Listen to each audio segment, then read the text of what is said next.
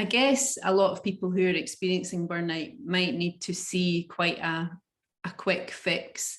And I'm just wondering how people can keep motivated to keep new habits going. And if you have any tips on that, Michelle. Sure.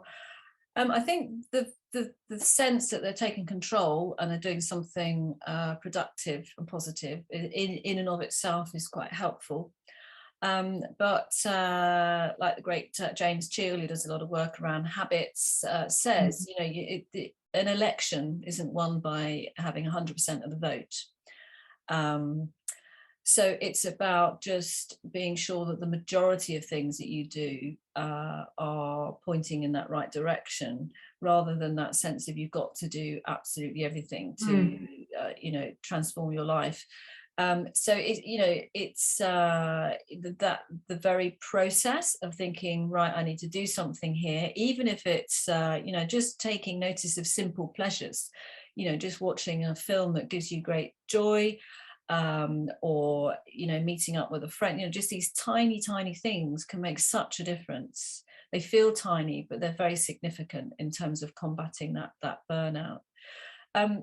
I think as well, just make them very easy to access. I know some people are, this is apparently true, they are going to bed with their gym equipment on. That's how they go to bed. And when they get out, whoop, I'm out of bed, and I'm off for my run because I'm already ready. Or they're putting their trainers by their bed, to sort of, so we make it very visible what we want to do. We make it easy to access, and we make it fun. And these three factors are quite significant in terms of, yes, it's hard to sort of, I've got to keep doing this day after day to notice much impact, but it actually doesn't take that long. Even just saying, I need to do something, can start shifting those, mention those neural pathways. So it doesn't have to be, it's going to take me 6 months and I can't be bothered.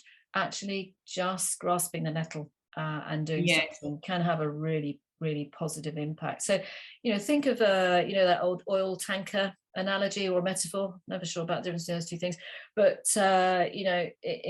you change 1 degree today, and in 6 months' time, it is in a different place. So, it's about thinking, what do I need to do to be there in 6 months' time, rather than I need to transform overnight and hundreds of things I need to do today to fix myself. It's just not possible. So it's about making that commitment to do that little thing every day that will eventually make a big impact, rather than that sense of, right, it's like a tsunami of effort I've got to apply here because I'm experiencing burnout. Doesn't really work like that.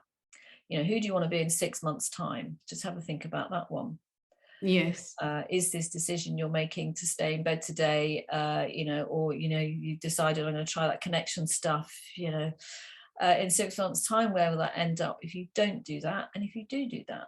So you begin to see that there are choices, and just one small little nudge towards that direction. Absolutely, it's just those little small nudges. Definitely. And just just accepting and acknowledging it's tough and it's hard. Observing that, as if you could see that.